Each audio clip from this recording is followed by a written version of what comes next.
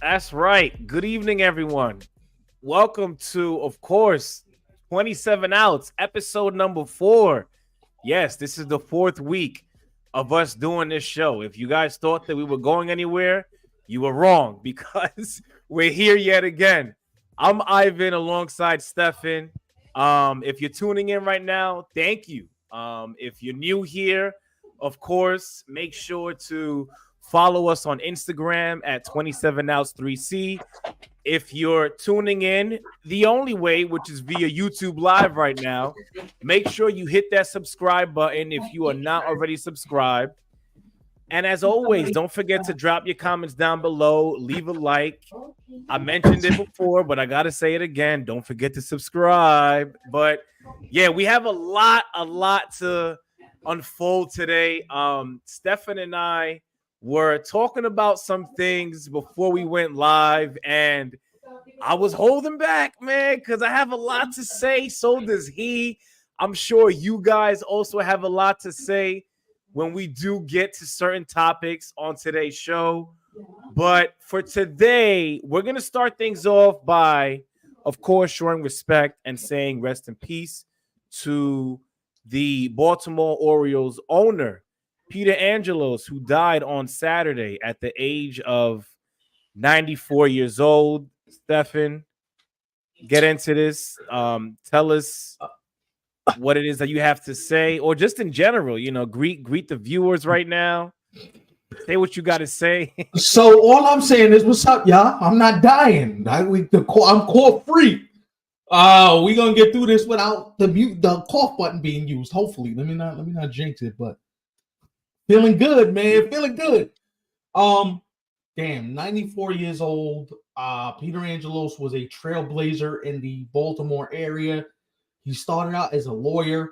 He actually started his own law firm in 1961, and he was big in the community. He was a business giant. This guy had all types of investment deals and all that. And then he finally said, "You know what? I want to get into the sports game." Bought the Orioles in 1993 for a mind-numbing now $1.73 million. Yeah, that's in That's today's, to crazy, translate bro. that to what it means in 2024, that's essentially free nowadays. Yeah, that's crazy. Just the thought of that even being a real thing, is kind of crazy. So, shouts out to him. We're gonna put his picture up here so you guys can see the late Peter Angelos. He'd been sick for a while. He had been in poor health. He'd been ill. His sons had been running the franchise, and now they're actually in the process of being sold to another investor by the name of David Rubenstein, who is another investor in the Baltimore area, who took over, I believe it was 40% of the franchise, and now he assumes the full stake of the Angelos family stake in the franchise.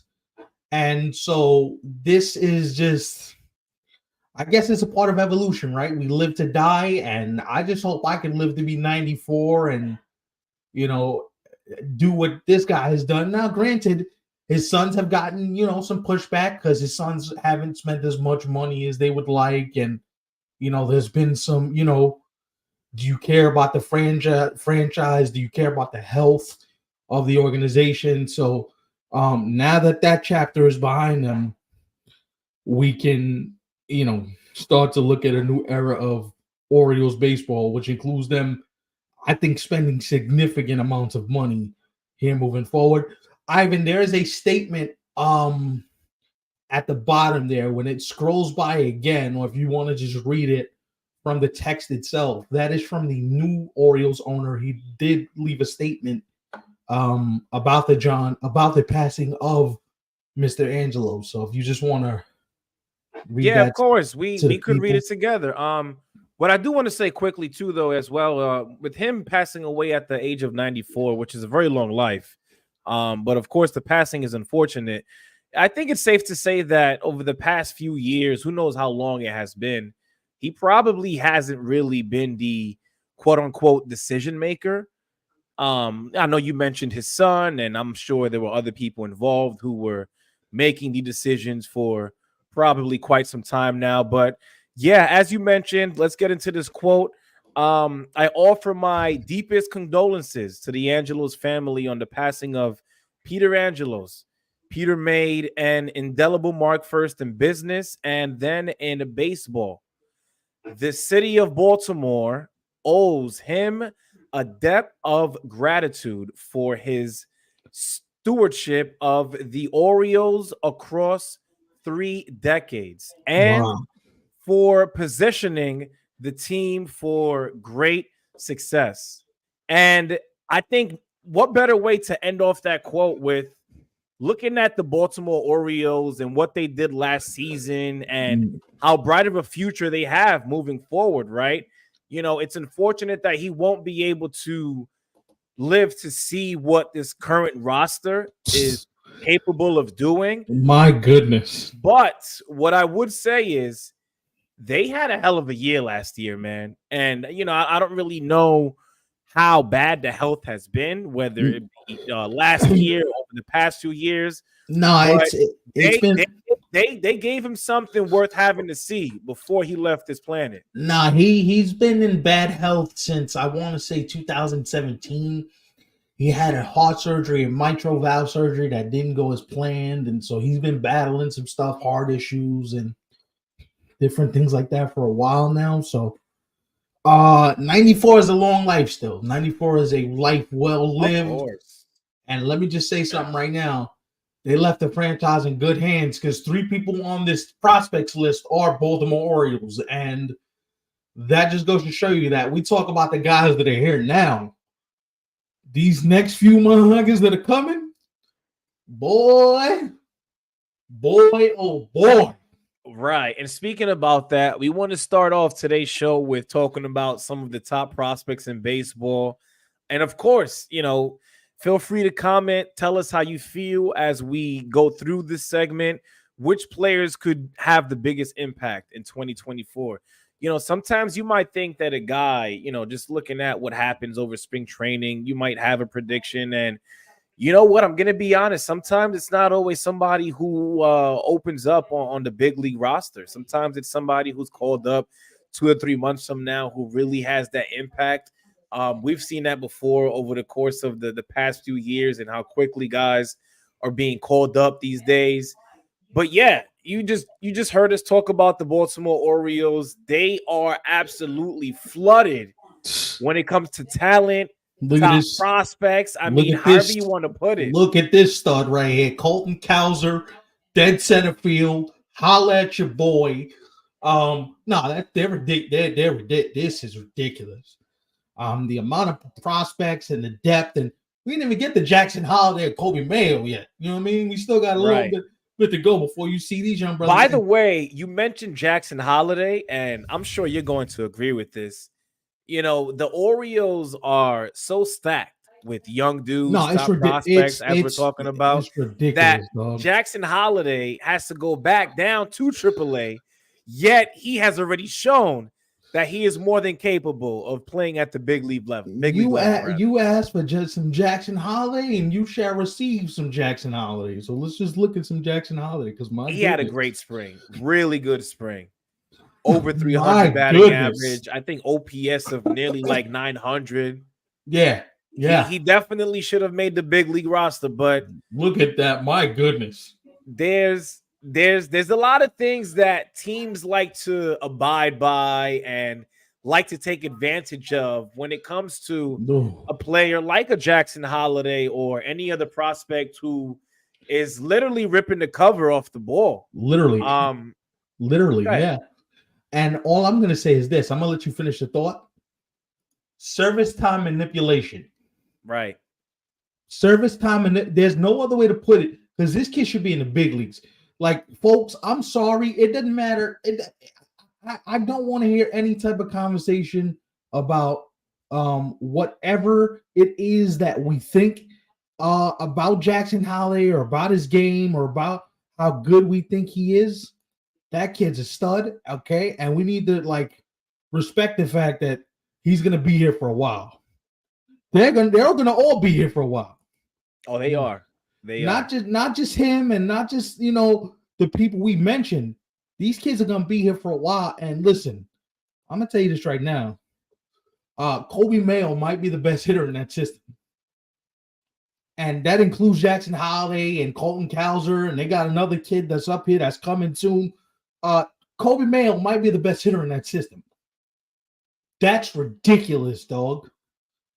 They are that deep. They're literally going to get rid of Anthony Santander because Kobe Mayo is coming for Anthony Santander's job. And Anthony Santander's been a stud. If you have it like that, and you're in a position that the Orioles have been in now, why crazy. not? Why waste your time even giving dudes who are veterans or dudes who are still looking to have a job on a team a contract where you know exactly what you have? Not just that, but you know that the guys that you have coming up in your organization are going to get the job done. No, yeah, I think that that's one of the craziest things to say is like, yo, we're looking at this team, and I don't care what baseball perspective says, there's no way that team's finishing third. There's no way that they're finishing third. There's no way. To me, I think it's neck and neck between them and the Yankees, and if anything, I'm putting Toronto at a distant third. Right. Distant third. Baltimore is that good. Like, all right, we talked about Jackson Holliday and Colton Cowser. I gotta get Kobe Mayo some love in here because that kid right there, bro. Yeah. That kid right there, yo. You know what's crazy too? The fact that the Orioles haven't really called up everyone who I'm sure they'd rather have on the big league roster, and people are already counting them out. Like, if you think that last season was their ceiling, you crazy. I don't know, man. You might want to think twice about that because they haven't really scratched the surface yet, I would say, because there's so many more guys that are literally knocking on the door to make the big league roster. And if you're really going to sit here and say that they're not going to finish as one of the top teams in the American League East, if you don't have them finish as one of the top teams in the American League East, I think we need to have a conversation of how good. First of all, let's just understand this for a second. The Baltimore Orioles might be the most loaded team in that division. Orioles first, Yanks second, Rays third. I'll flip that and I'll put the Rays in fourth because I don't like their pitching staff going into this year. Right. They're gonna hit a lot. We know that. That offense at the Trop is just it's a lot. At some point, you gotta know, like the baseball gods are gonna be like, yo, you can't keep nickel and diamond and making playoff runs. I mean, at some point, like watch how closely the Orioles and Yankees compete this season for the AL East. They're going, oh, of course. Wow. Of course. Yeah, I like the Orioles a lot. I think the Orioles might have one of the best up the middles in baseball. Right. Like you got Gunnar Henderson playing short. Like Gunnar Henderson's gonna have to move to third. Yeah. How ridiculous is this, bro? And I don't even think we out of the young guys who the Orioles have already called up to this point. I don't even think we've seen their best yet. I think people have to keep in mind how young these guys are. Like they're still striving to be better than the performance that they put on last year in 2023. So I think when it comes to the Orioles, and not just the Orioles, but the top prospects in baseball in general, one of the key things I want to remind people is to be patient, man. Not everybody is able to put it together in year one or year two. And sometimes, you might have a guy who literally burst onto the scene in year one, but the team isn't really where they would want to be with that kind of performance, So this is why I always there's a saying. I don't know if you ever heard the saying, development is not linear, right? What that means is development doesn't always go upwards. Sometimes you get dips, you get highs, lows. Talking about kids that are barely 21 years old. Right. 22 years old. Who are still, here's the thing too. We're talking about people who, yes, they are professionals, but they're still trying to find themselves at the As major league level one, not and they're only still that, trying to find themselves in the real world. yeah, Like these as people are humans at the end of the day. yo dog, Jackson Holliday is gonna be in the big leagues. He can't drink. He can't drink. You better hope the Orioles don't make the Yo, postseason because he won't be a part of that celebration. yo, dog. You got guys like Jackson Churio in Milwaukee at 19 years old. He can't drink. Are you Right. kidding me, bro? Yeah. Are you like But I love this for the game though, man. it's Like having beautiful. guys up literally at the big league level before they crack the age of 21 is amazing, man. Like you know, we're seeing it with, for example, a guy like Juan Soto who is what 24, turning 25 later this year, Play and some he's about Jackson to be a free Churio. agent.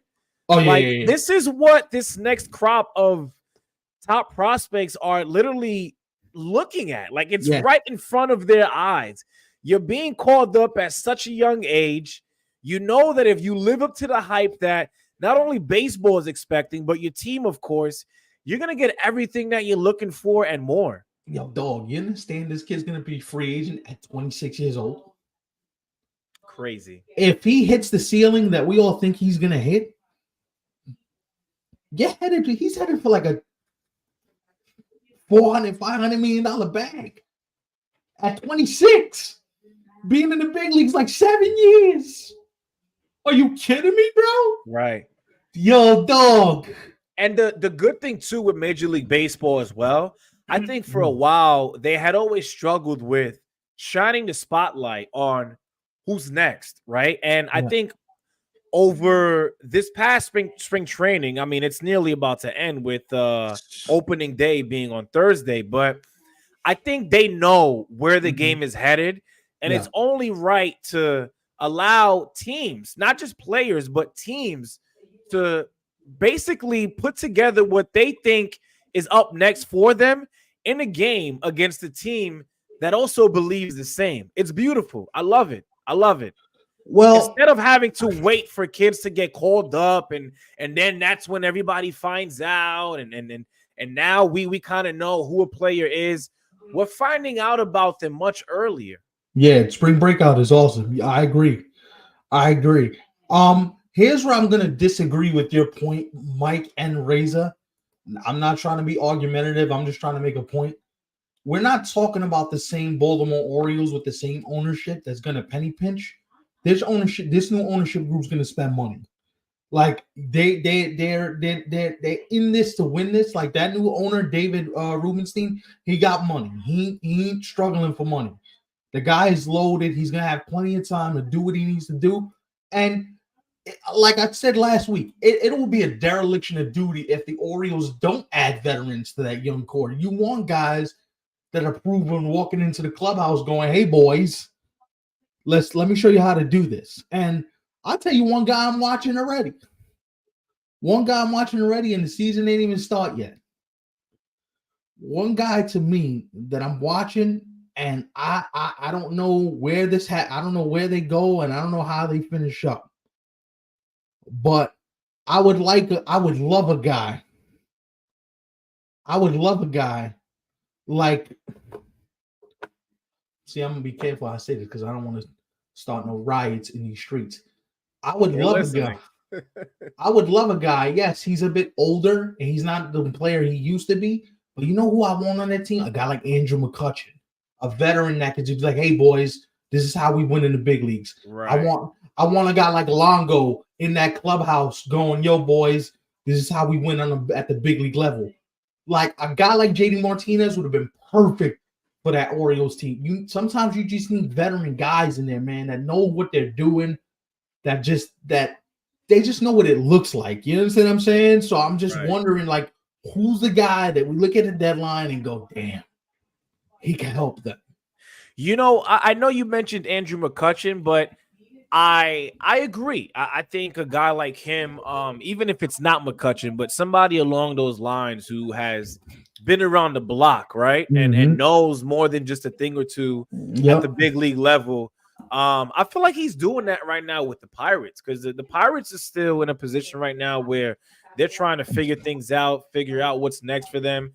They brought him back, I think, in hopes of him being able to be that leader, be that veteran who, like you said, could basically paint a picture and let these guys know that this is how you perform at the biggest level.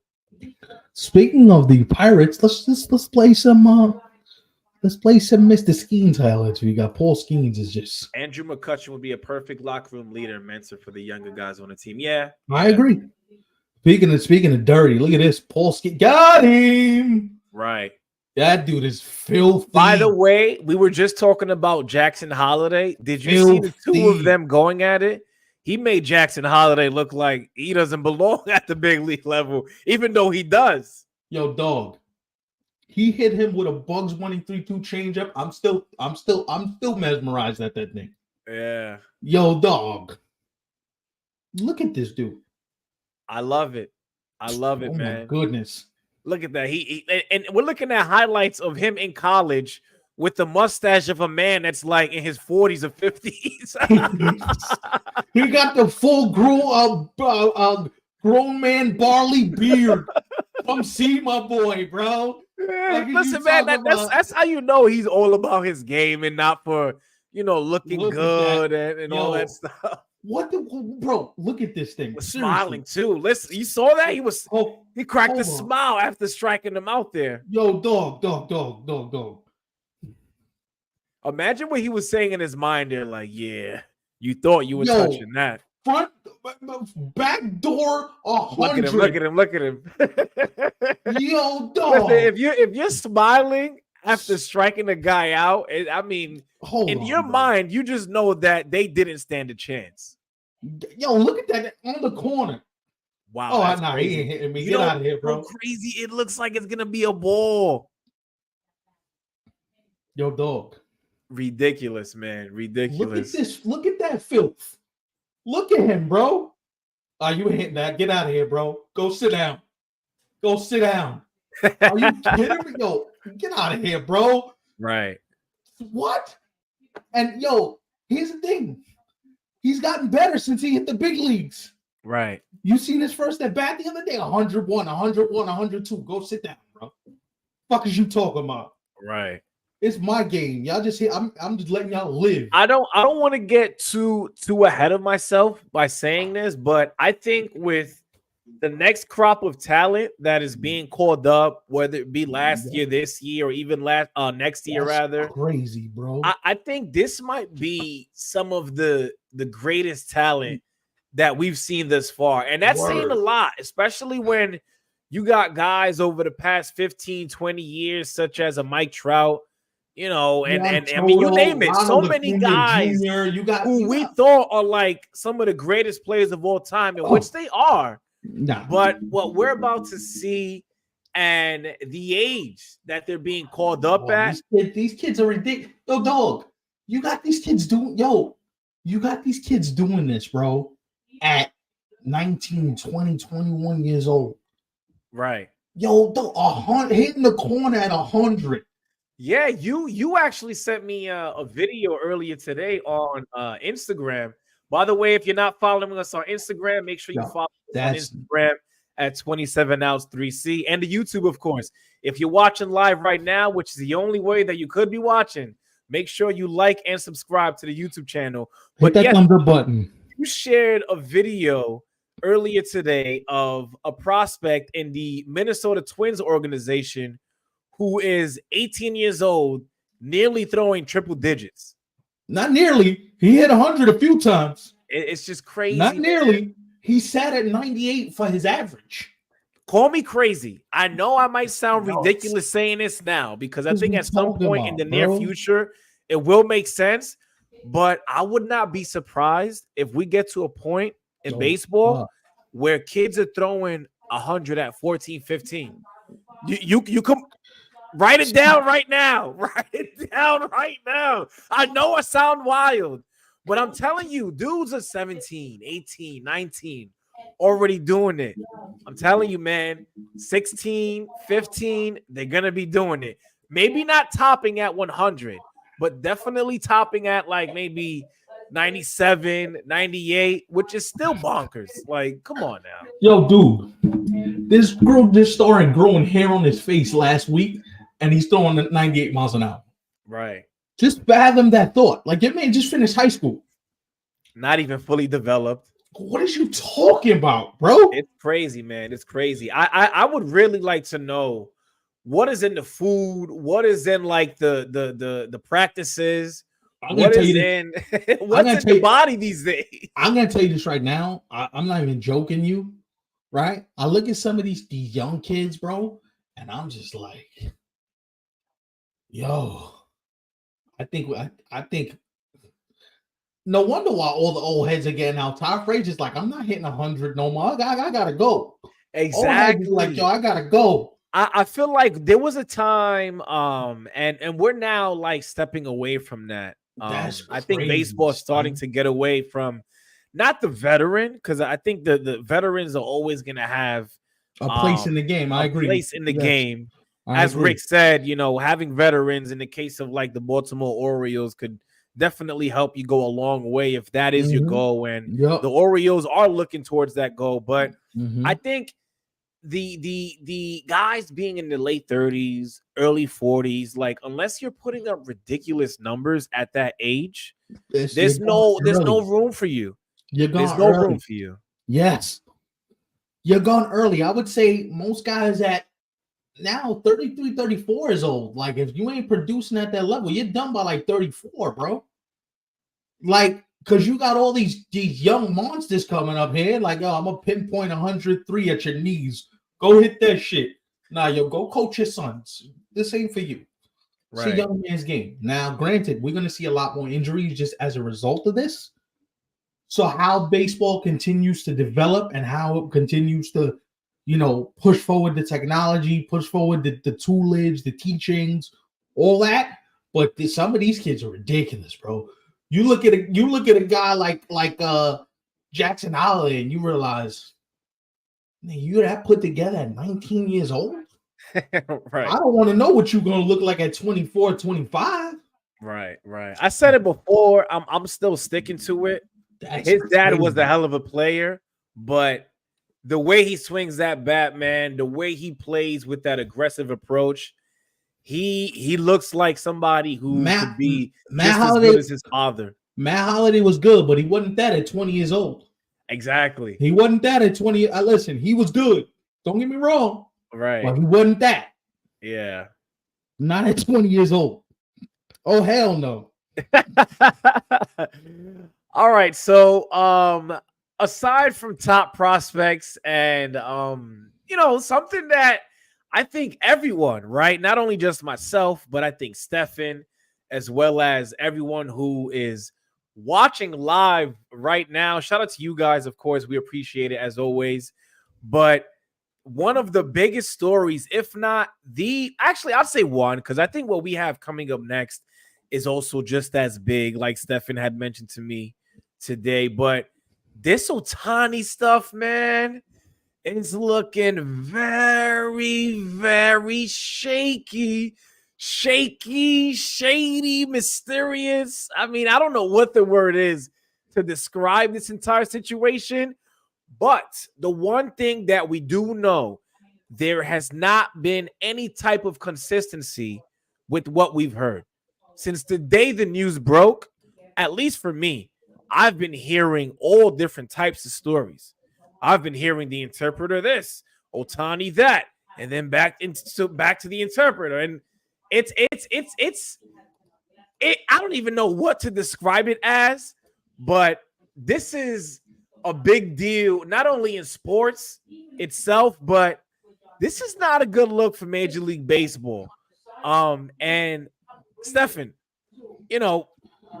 start this, please, because I want to be able to feed off what it is that you have to say, because when I get started, I'm not gonna stop, and I haven't gotten started yet. So,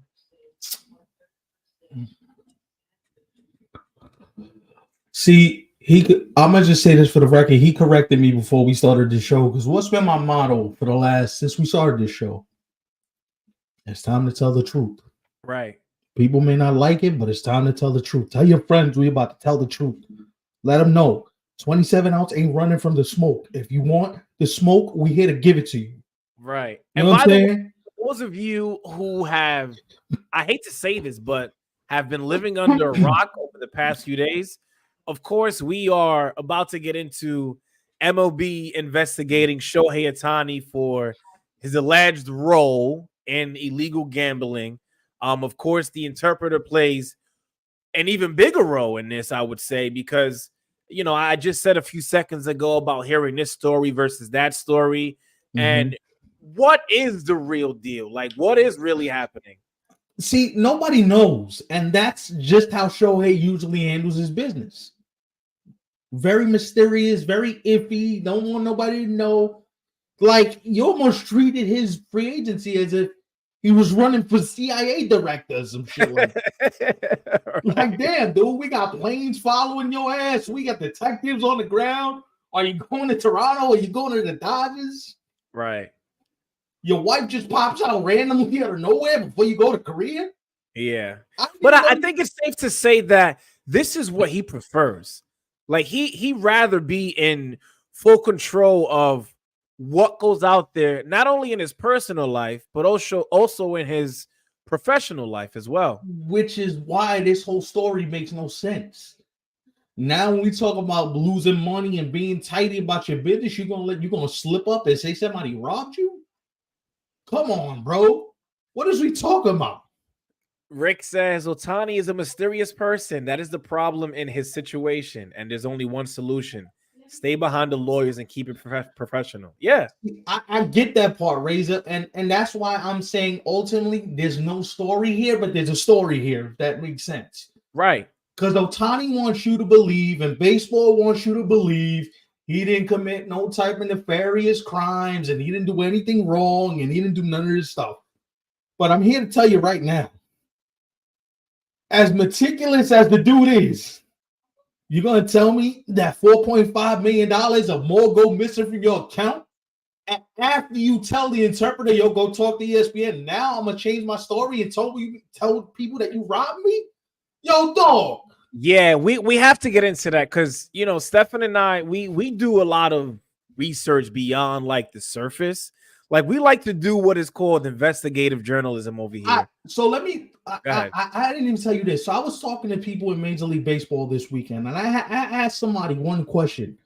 I says, if you don't make an example out of him, then Pete Rose got to be set free, right? Pete Rose got to be. We got to let Pete Rose free. We can't act like Pete Rose is the black cloud of baseball when you got this dude and his interpreter gambling and doing whatever the hell they do. And you know how complicated it is, people, to send a wire transfer? Not a regular transfer, wire transfer. That means you had to call the bank 3 separate times. They had to approve the wire. Yo, where's this money going? Then you sending it to an illegal bookie. Hold on, bro. Right. And now you got robbed. Yo, dog. Yeah, I know you just mentioned it a few seconds ago, Stefan, but I do want to talk about that briefly before we continue. So, for those who don't know, the story was actually changed. It was switched. The narrative has been basically adjusted, I would say, because like Stefan said, ESPN was literally on the verge of sharing this one story that came from Otani's interpreter because they had interviewed him for an hour. And there was one No. story that came from him at first. I want to Go clear ahead. something up real quick. It was a 90-minute interview. Right. Otani's people had cleared the interview. Yo, go talk to her. Right. Trisha Thompson, who is the investigative reporter for ESPN, she was getting ready to break the story. The next day, they changed the story, and Bill Shaken of the LA Times had broken the story that there was death involved. Right. And I think that's where the problem comes, right? Not so much, well, yes, I get it. The gambling is an issue, especially if it involves gambling when it comes to Major League Baseball games, because as an athlete, I think this is the rule for all sports. Correct me if I'm wrong. You are allowed to gamble. However, you cannot gamble on the sport that it is that you play in, if I'm not mistaken. That is So if you're a correct. basketball player, you That is can't correct. gamble on basketball games. That is In this correct. case, Ohtani and his interpreter, if you're a baseball player, you can't gamble on baseball games. Let me ask you a question though, and this hasn't been broached. Now all of a sudden you gambled on everything under the sun, and you stop at baseball? I wouldn't be surprised if they bet on baseball. And it's very contradicting today because you have literally everything you watch today. Yo, download this app, Underdog Fantasy. By the way, all of you guys, if DraftKings is watching Underdog Fantasy, write we a got check nothing now, personal against you guys. Write But a check. we're literally just talking about the real world and the way society is today. Gambling is being legalized in nearly almost every single state. You have a lot of places that have been waiting for gambling to be legalized. It is now legal there. Yeah. Like it's so contradicting to hold it against your player, yet the league that player is playing in, that is probably the one thing that they promote the most. And listen, I'm gonna just say this, yo, DraftKings, yo, Bet Rivers, yo, Bet Sportsbook 365. If you got a check for your boys, hit us up. You know what I mean? We ain't dodging no money, man. You know what I mean? I'm with you. Get in touch with us, please. We can use that bag. Right. But this is what happens when you allow this stuff to become legal, not just in the state, but for all sports, right? And I agree. It's like, oh, well, you can bet, but keep in mind, you can't bet on the sport that you play for. Mm-hmm. Like, come on now. It just, like, I get it. I truly get it. How about just keep them, like, don't gamble, period. How about that? Well, hold on a second. Right? When you put in a team in Vegas and you got relationships with. I disagree with the entire opinion here. I think Ohtani did nothing wrong, and I think his interpreter stole from him.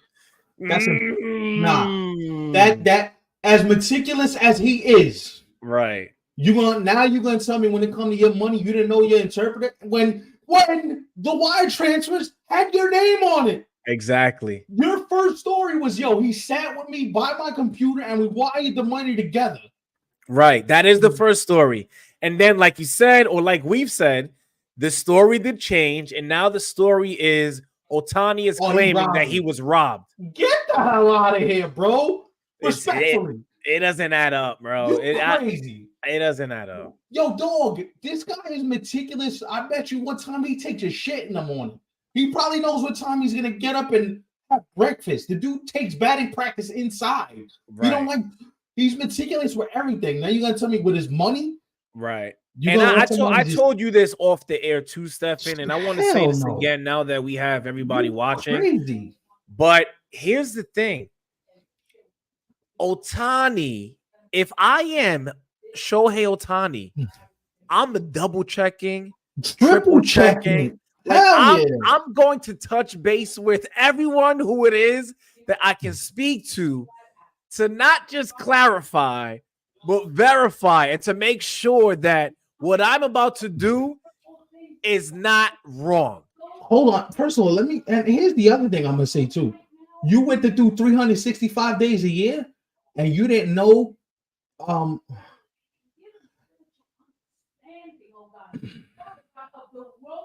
Right, Rick, but I get what you're saying. The original story is from the interpreter, but let's not act like Shohei Ohtani and the interpreter found out when we found out.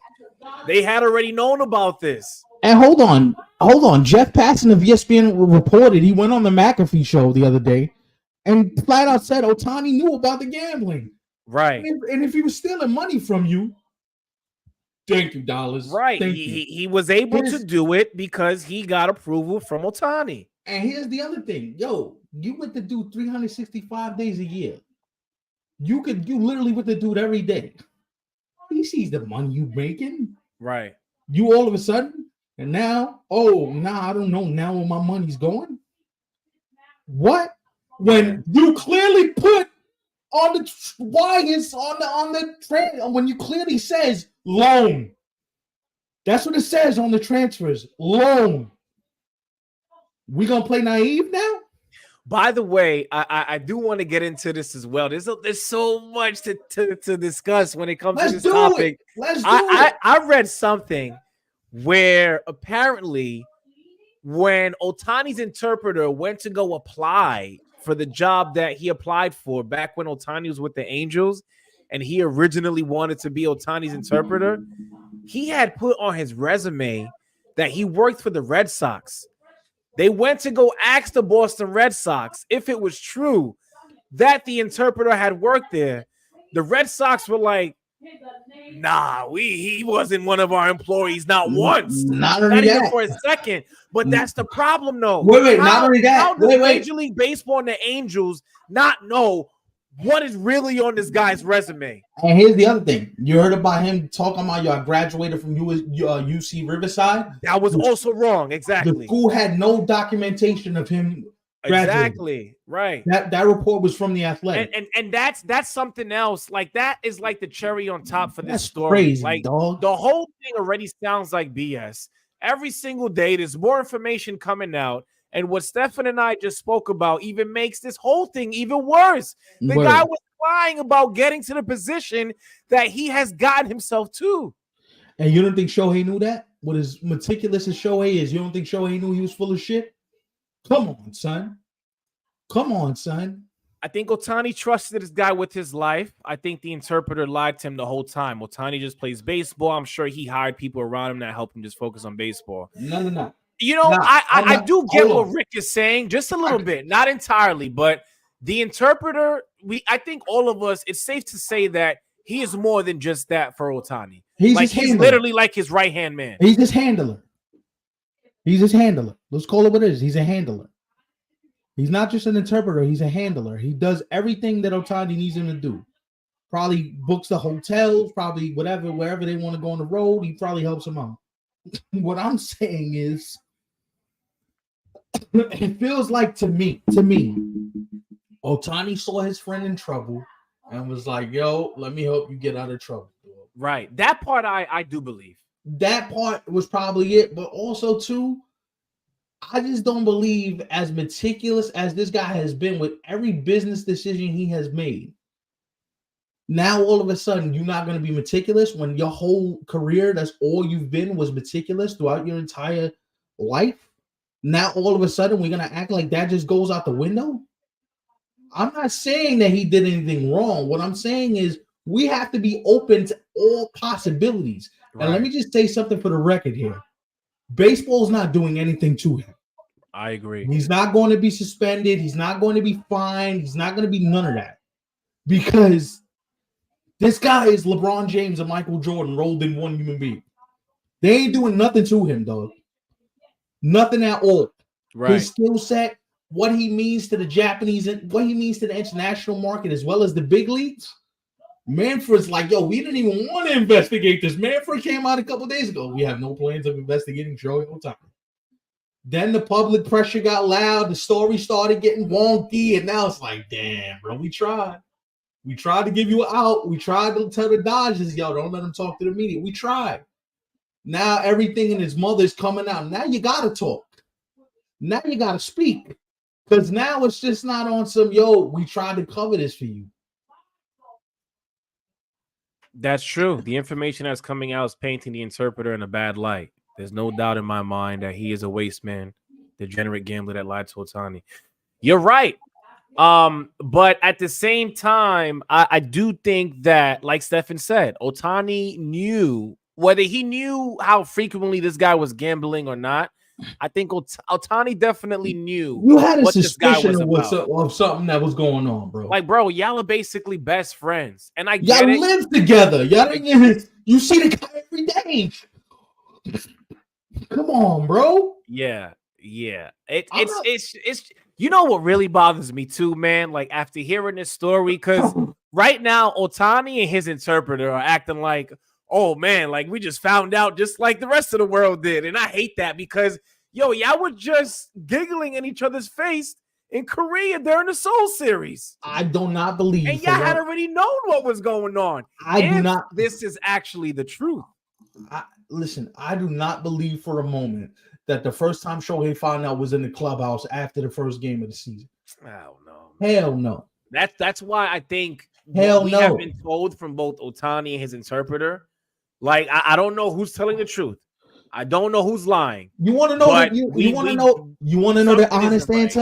Something isn't right. They're both full of shit. One's protecting the other because one's the cash cow. He is.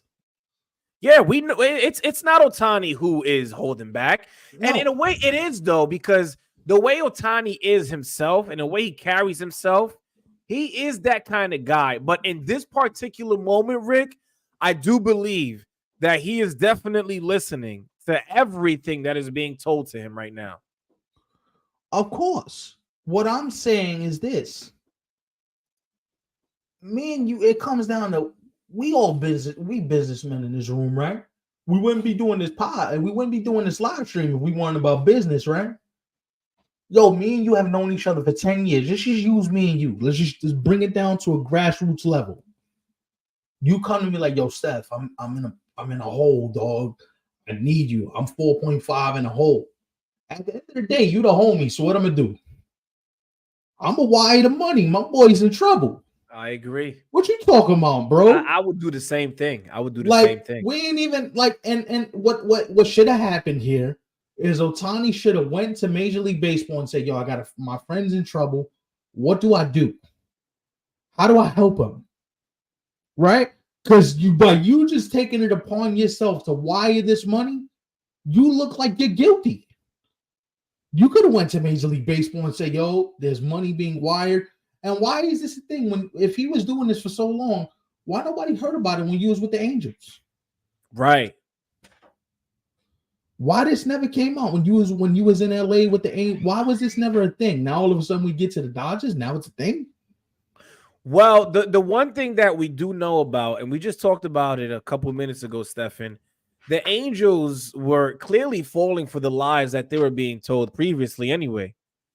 The interpreter never worked for the Boston Red Sox. Mm-hmm. He never went to the school that he put on his resume. Mm-hmm. So the Angels are clueless. Like, I get what you're saying. A lot of this stuff is more than likely things that were happening when he was still wearing an Angels uniform. But I truly believe that the Angels were on some, like, were oblivious because they were literally just falling for what Ohtani and the interpreter was saying all along. And guess what? The Dodgers are about to do the same thing.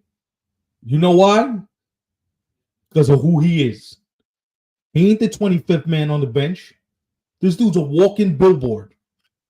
But why is Ohtani being that guy? Is he naturally a quiet, stay out of the media kind of guy? Yes. He is. Yes. And we've seen that his entire career. And also too, yo, dog, you had 2 Tommy Johns. Why did it take an investigation from like 10 reporters to figure out, yo, you had another Tommy John done? What are you hiding, bro? Why is everything a mystery with this dude? 2 Tommy Johns. When he was going to shut it down, he'd have left the clubhouse, packed his bags, didn't tell nobody. You remember that story at the end of last year? Why is everything a secret with this dude? Now it makes me look at you like you got something to hide. Oh, by the way, and shout out to Rick. The one thing that we haven't mentioned yet, Ohtani is expected to talk about this tomorrow. For those who don't know, the report is out that we will be hearing from Ohtani at some point tomorrow on Monday. Okay, so we're going to hear from him. I'll tell you exactly what we're going to hear. A prepared statement. Of course. In which he says, I had no knowledge of any of this stuff going on. It was brought to my attention right after the game. Right. A statement that I would say was probably revised like 30 times. Yeah, I wouldn't be surprised if Rob Manfred's in his office typing that shit himself. Yo, say this. Yeah. I think Major League Baseball is, as much as they want to portray and act like they care deeply about this, I don't think they want to lose the amount of money that comes with having a guy like Shohei Ohtani in their league. Yo, dog. Major League Baseball don't even want to investigate this dude. They're probably telling the DOJ, yo, don't check out bigger fish to fry with the government and what's going on in the country. Right. He's a foreigner. Can you leave him alone and just let him play ball? We got 700 million. We got almost $1 billion tied up with this dude. Please leave us alone. That's a good point, Emilio. Like, we are going to hear something, but it's going to be nothing at the same time. You ever It's heard? going to be everything else that we had already heard over the past few days, but reiterated. You ever heard the saying, "We think we know everything, but we don't know shit"? Right. You ever heard that saying? You think you know everything, but you don't know shit. Yeah. We think we're gonna find out something. Oh my god, we found out something, and it turns out we didn't find out a goddamn thing. All right, last comment before we go on to the next topic. Also, why is it assumed that Ohtani was aware his interpreter was a gambler? He easily could have told Ohtani that the wire transfer was for something else, and then being so close, he believed it. So why was the word loan put on the wire transfer? Right. Why?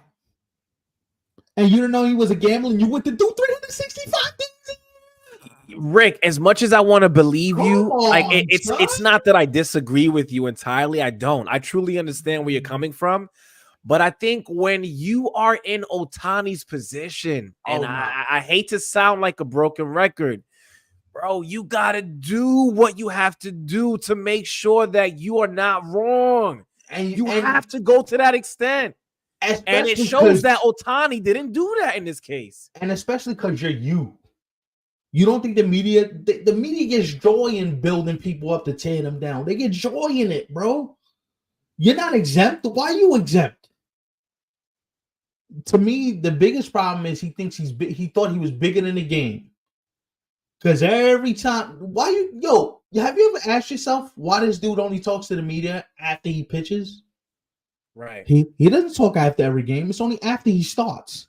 Right. Why every other 25 other people in the clubhouse talk to the media after every game, win, lose, or draw, but you're the exception to the rule? You know what's crazy too? And there's so much. I mean, I've said most of everything that I've wanted to say thus far, but you know what's crazy? I heard too, like they treat this guy, like you said, Stefan, as if he works for like the CIA, or you would have thought like he was Joe Biden himself. Seriously, because apparently reporters were actually going to Ohtani's locker trying to get information. And the Dodgers had two dudes standing there like, yeah, like, dude, I got bouncers at the locker. Like, come on, man, get the fuck out the way. This dude you know these dudes wear like Secret Service things on their hands, wrist and shit. Mr. Ohtani's leaving the hotel. Right. Private security for this dude. And I get it. He's special. I don't want to sit here and act like Ohtani is just another athlete. He's another athlete, because if LeBron don't got private security and Brady never had private security, you shouldn't either. Well, you never know. Wait. You never know if something comes out, and I hope this never happens, but if something were to come out in a negative light regarding LeBron, I wouldn't be surprised if Ohtani got a couple dudes at his locker. LeBron's probably gonna have like 10 dudes. Listen, there's like, don't even step foot in the locker room. Get the fuck out of here. I will tell you, there's some stuff about LeBron that I'm sitting on that is not flattering, but we're not going. That's for another show, for another time when we all right.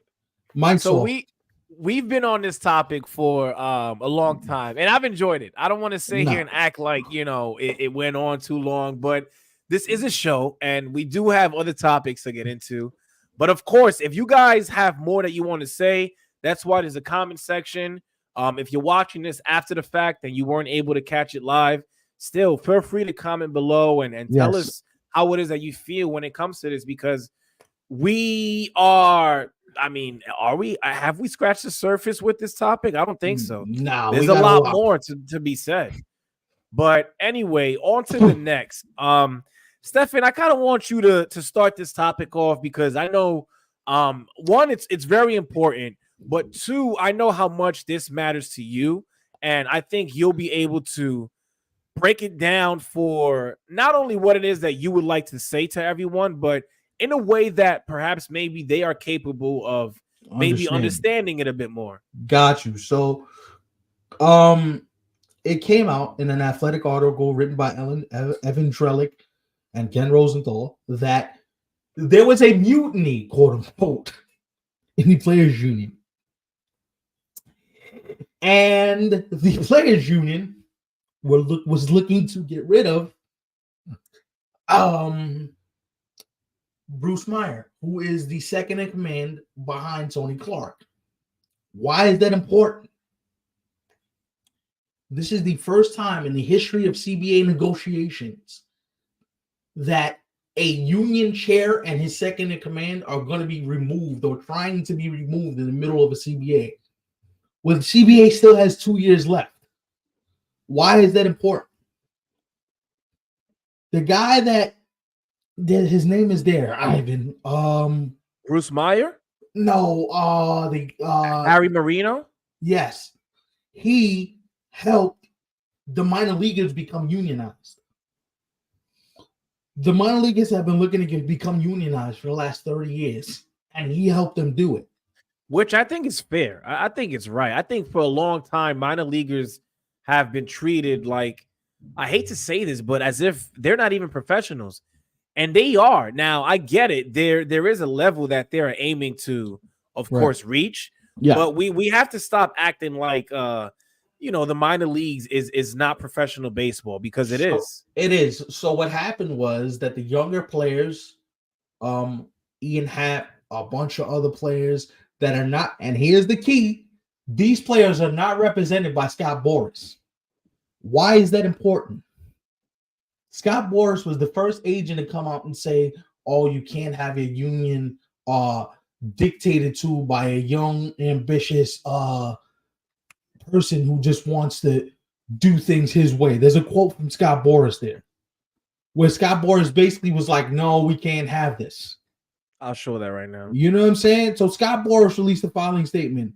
If you have great ideas and you want these ideas to be, I don't even know what that word is, basically said in a manner that is beneficial to the union and the players they represent, you go to Tony Clark with your plan. Boras told The Athletic. You discuss it with him first, and then many lawyers in the union. If you have issues with the union and you want to be involved with the union, you take your ideas to them. You do not talk to them publicly. You do not create this coup d'etat and create a real disrupting inside the union. So basically what it is the union feels like the players went behind Tony Clark and Bruce Meyer's back, got Harry Moreno involved, and said, yo, we need you to take over because these dudes don't understand how the game is working. How do we lose $1 billion? How are we down in the hole $1 billion? Ivan, last year, free agency, there was $3.8 billion spent in free agency. Wow. There was only 2.9 spent this year? Which is surprising, especially when you consider how much the Dodgers alone paid in free agency this year. Take the Dodgers out of it. Nothing really happened. You barely got $1 billion.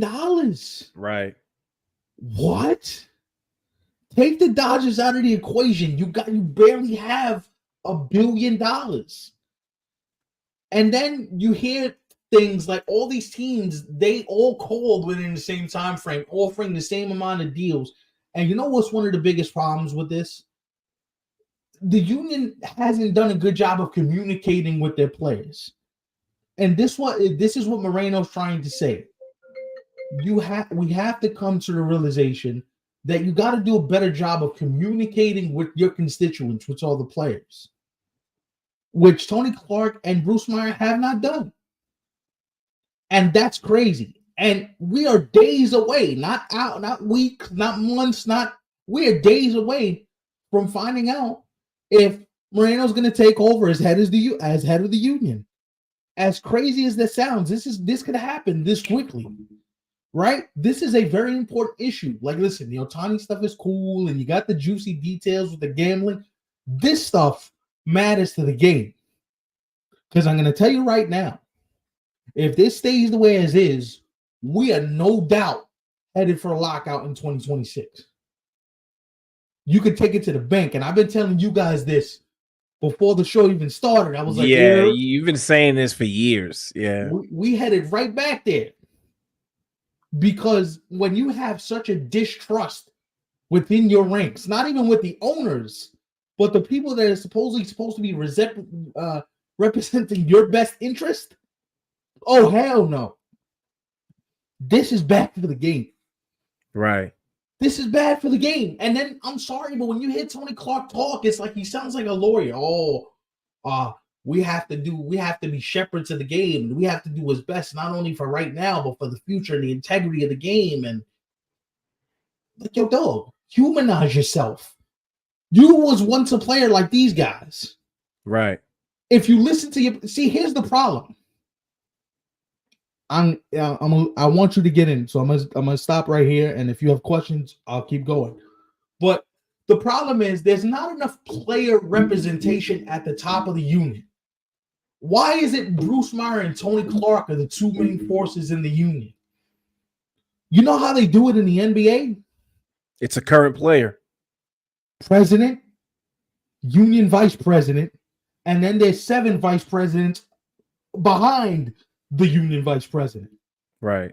The NBA empowers the players. Mm-hmm. Why are we still doing this where it has to be the player who's retired? Why? Right. Because the player who's retired doesn't necessarily understand how the player today feels. And now, there could be a correlation, and I'm sure the two can relate when it comes to certain things. But we're talking about, I mean, in the case of Tony Clark, I mean, for those who don't know, I do remember Tony Clark, but it's been a very long time since he last played. We're talking 10 years plus. It's been a long time. Yo, Tony Clark looks like the Black Santa Claus. Look at that beard, bro. Look at the picture of Tony Clark. Yeah. Your man looks like yo.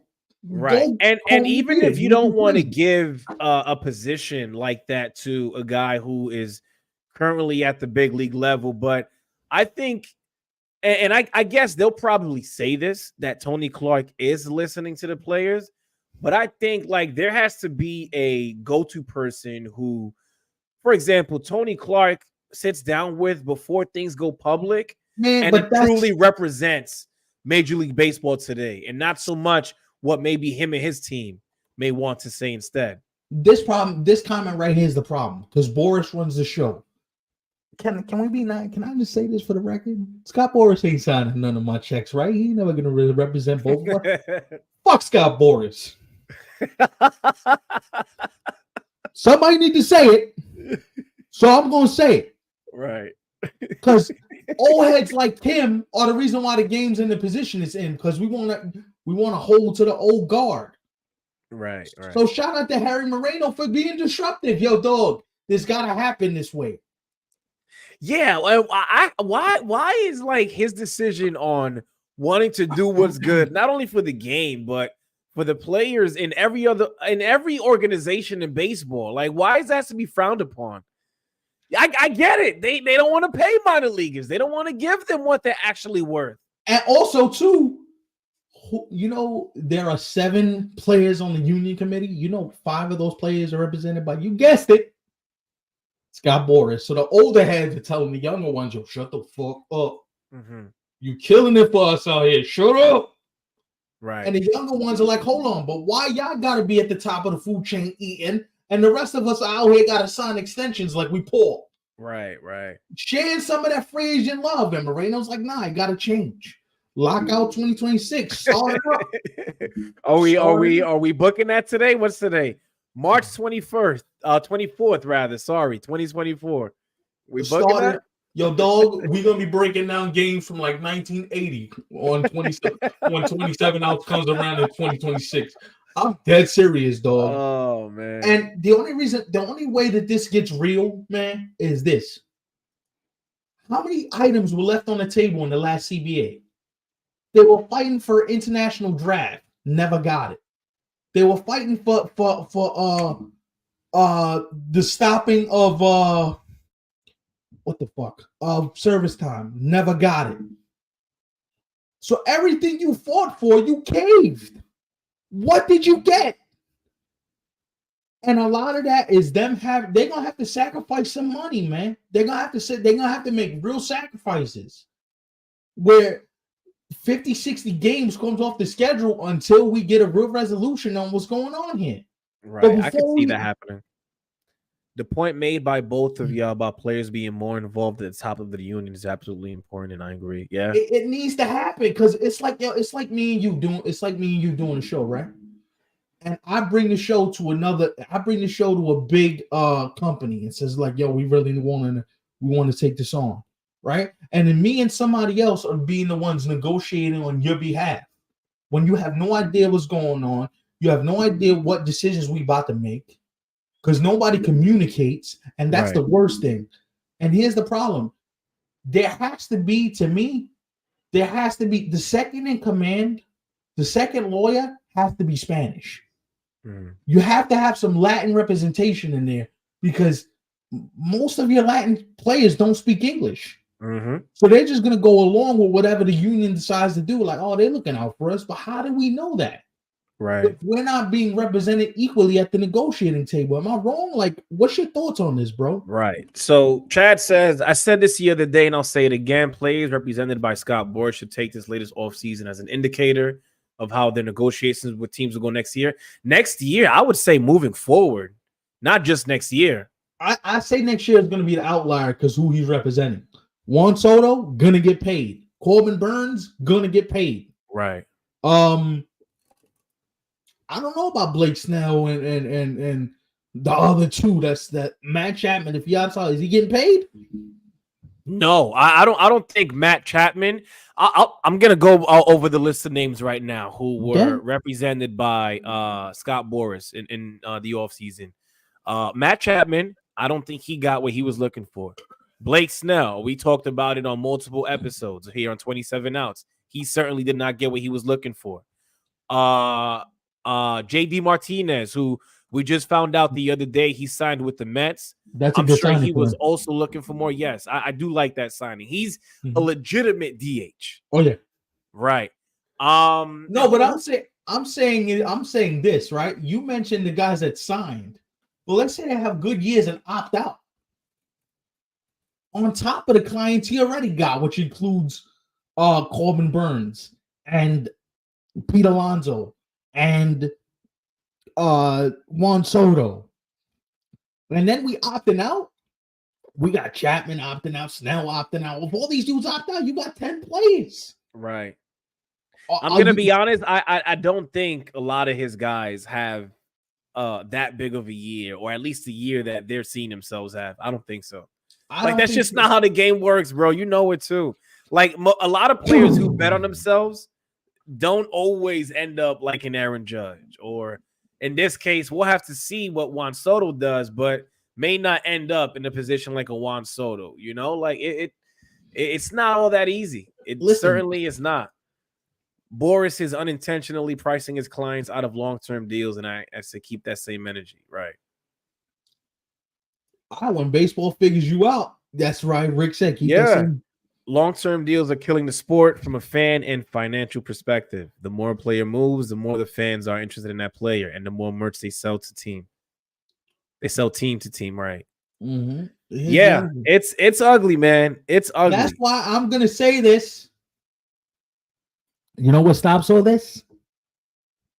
The death word for players: salary cap.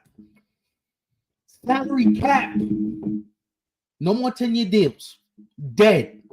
5-year deals. Max. You ain't getting no more than 5. Hell no. 5-year deals. Okay, so let me ask you this. So if there's a cap, then what would be the biggest deal that could be offered then? If there's a ceiling that you can't go beyond, right? Or not a ceiling, because the ceiling is typically like the end all be all. But if there's an extent that you are capable of getting to, but can't go beyond that, what do you think it would be? So we're seeing it already. Because the Cohen tax is like a salary cap. Because how many the Yankees are like, no, we're not doing that. Steve Cohen's like, no, I want to get down from there. Right. The Phillies are like, we right there. No. That's why, in a way, and I know Yankee fans don't want to hear this. That's why I think not getting Yamamoto, excuse me, Yamamoto, yeah. Yamamoto benefits them because really talk about it. If you sign Yamamoto, would you really have been able to give Juan Soto the deal that he's looking for? Probably not. You don't sign Stroman either. Right. You don't sign Stroman either, yeah.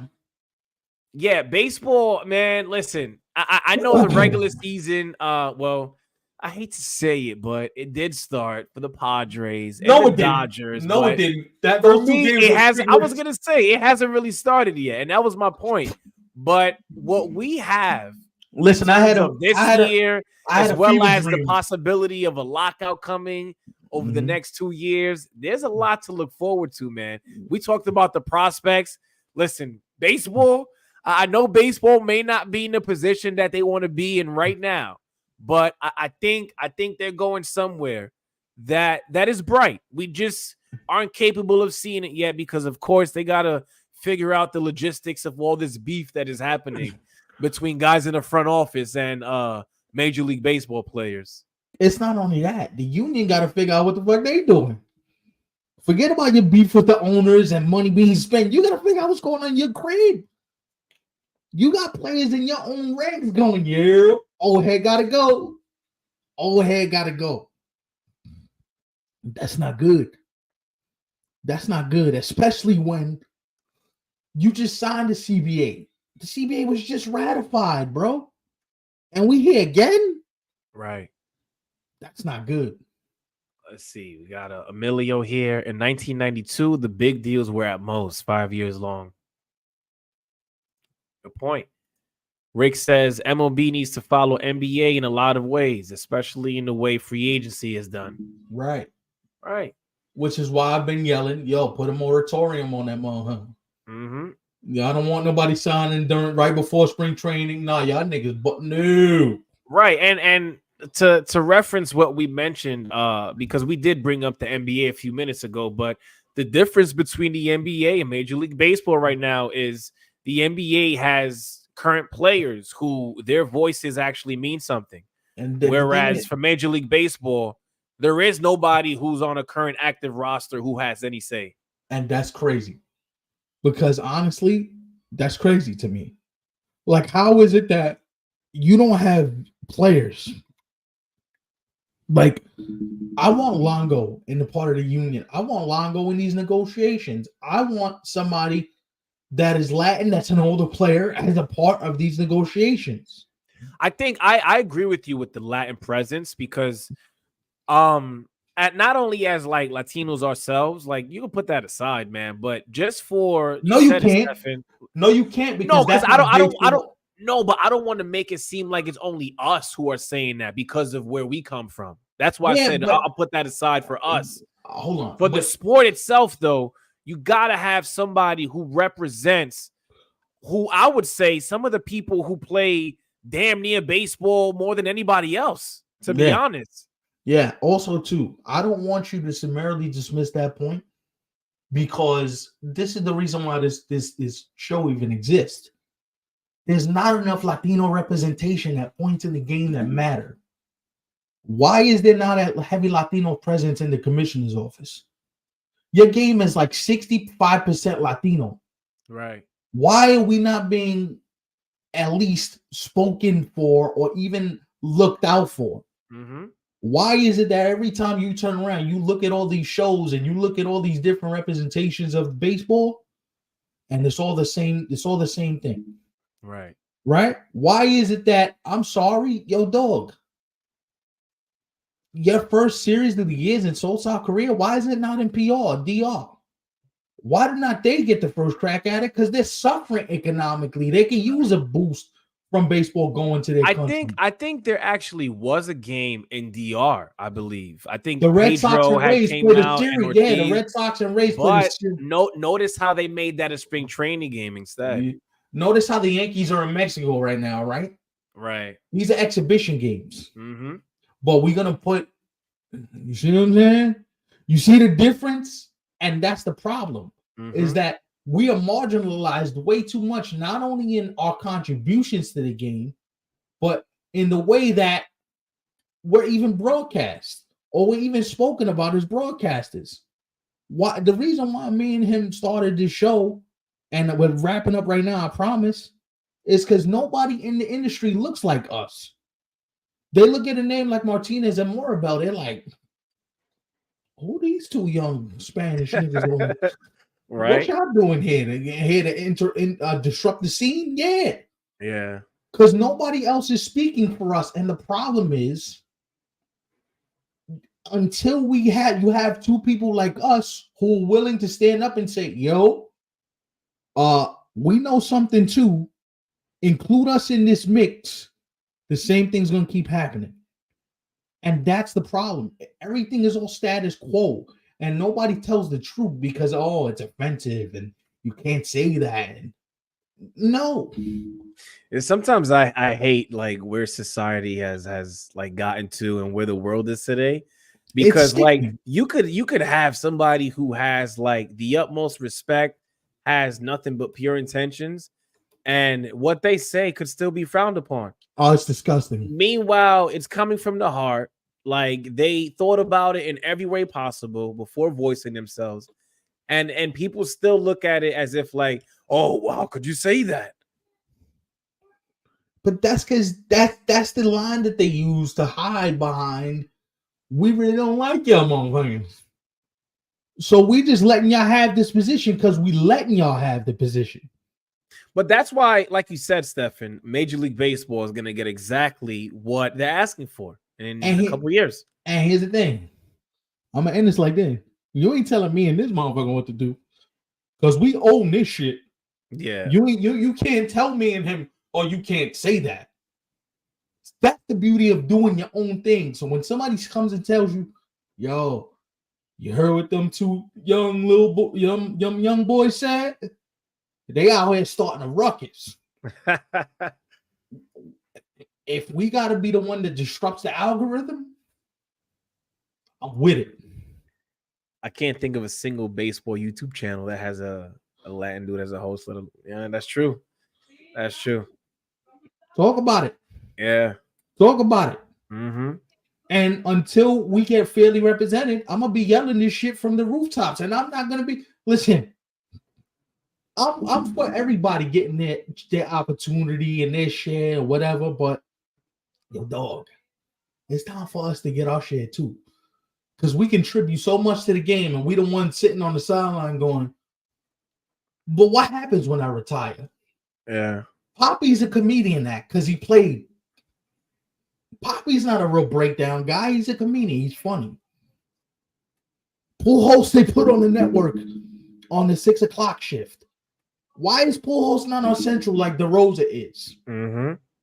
Why is Cliff Floyd not a lead analyst? You see how Cliff Floyd, how smart he is when it comes to hitting? Right. Why? Why are these people not being represented? Mm-hmm. Because they're afraid of the truth. And the truth of the matter is, if we can keep things status quo and give you opportunities when we feel it necessary, then we feel like we're doing you a favor. Right. You ain't doing me no favors, motherfucker. Because if we're gonna be honest, we're more knowledgeable than half those motherfuckers on that network. True. But they just don't talk about what we talk about. A lot of them are being given the information that they're sharing. A lot of them have it literally right in front of their face. And there's nothing wrong with that, especially if we're speaking, from the perspective of, just always making sure that what you're saying is fact checked and whatnot.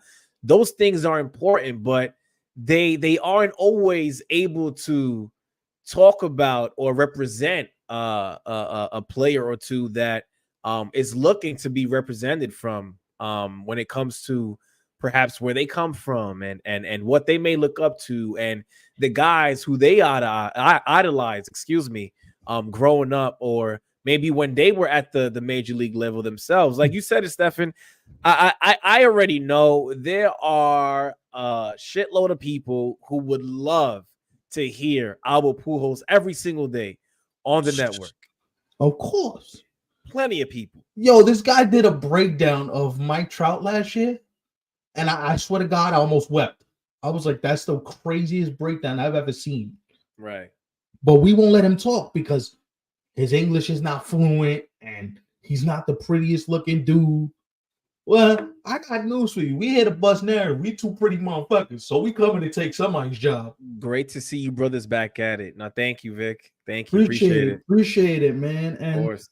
we wrap up. I'll just wrap up by saying this. Yeah. This shit was fun. I can't wait to see y'all next week. Oh, not next week. Guess what? We see y'all Thursday. Oh, yes. That's important. Opening day special. We out here. Important. So I know with today being episode 4, we've been doing the whole weekly thing, and we're not changing that, by the way. You can still find us here every Sunday at 8 p.m. live on YouTube. Of course, if you're not subscribed yet, make sure you follow us on Instagram, and then also subscribe to the YouTube channel. But like Stefan said, this also Thursday, hit the notification bell. Hit the notification bell. So that way you know whenever we drop something. Yeah, hit the notification and we drop different things. Obviously, you'll get a notification for the live. You'll get a notification from the clips that we release, and we'll also be doing shorts as well, reels, however you want to call it. Yeah. But yeah, this Thursday you could find us here again on YouTube, live at 8 p.m. covering everything that happens between now and then, as well as some of the stuff that's going to be happening that night in the world of baseball. So make sure you are right here. And if you're not, it's okay. But make sure you watch that episode after. If you can't watch it live. Thing, right? You think, oh, if it's Thursday, that means there's no Sunday show, right? We'll be back next Sunday, too. Yeah. Know what I mean? So in a way, it's kind of like they're getting 3 episodes, right? If you really put it. So for all you people yelling, yo, we need bonus content. We need bonus content. Here you go.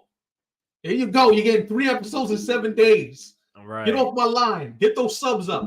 Listen, guys, I'm serious. If we could get to 80 subs by the time we get to opening day, that'll be really grateful for us because we're really trying to hit a mark. And I know we joke and all this stuff, but this show is really important to me. Just we put a lot of work in, a lot of work that goes in behind the scenes that you guys are not privy to. So if you could please hit the subscribe button, hit the thumbs up button, hit the notification bell, and just share it with somebody. If you know somebody that loves baseball, be like, yo, I found this new show on YouTube. Well, I know these 2 dudes that are doing a show.